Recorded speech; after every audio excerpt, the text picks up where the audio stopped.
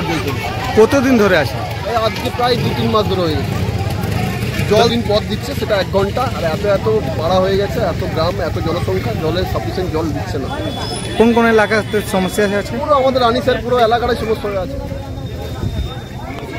এখন জল চাই, টাঙ্কি তো সাপ্লাই পাচ্ছি না। টাঙ্কি সাপ্লাই হলেও টাঙ্কি প্রচুর সাপ্লাই দরকার। যে 1 টাঙ্কি জল দিয়ে মিউনিসিপ্যালিটি, সেটা হবে না। কেউ জলের দেখতে আসছে, পুলিশ প্রশাসন এসে পুলিশ প্রশাসন যে রাস্তা অবরোধ ছেড়ে দেবো, সেটা সম্ভব না। না, কি নাম আপনার?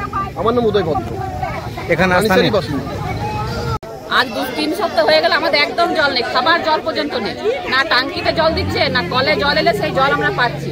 এবার আমাদের বাচ্চাগুলো তো কুয়োর জল খাচ্ছে, কারো স্কিনের প্রবলেম, কারো ডায়রিয়া, কারো পেট খারাপ, কেউ অসুস্থ হয়ে পড়ছে, বয়স্ক লোক। কোনো ব্যবস্থাই নাই। আমাদের একটাই তো, আমাদের জলের নিয়মিত ব্যবস্থা করা হোক, প্রতিদিন ট্যাঙ্কি দেওয়া হোক। কিন্তু যে কলের জলটা চলছে সেটাও যেন একটু দীর্ঘ সময় হাই প্রেসারে চলে। এমন জল দিচ্ছে যে জলই পাচ্ছে না কেউ, কলে জলই পড়ছে না। কোন কোন এলাকাতে সমস্যা আছে? আমাদের রানীশার ওয়ার্ড 3 নম্বর ওয়ার্ড। 3 নম্বর গোড়াপাড়া, মাহাতোপাড়া, কামারপাড়া সব একদম কম। রানীশার গ্রাম সব একদমই জল পড়ছে না। আপনার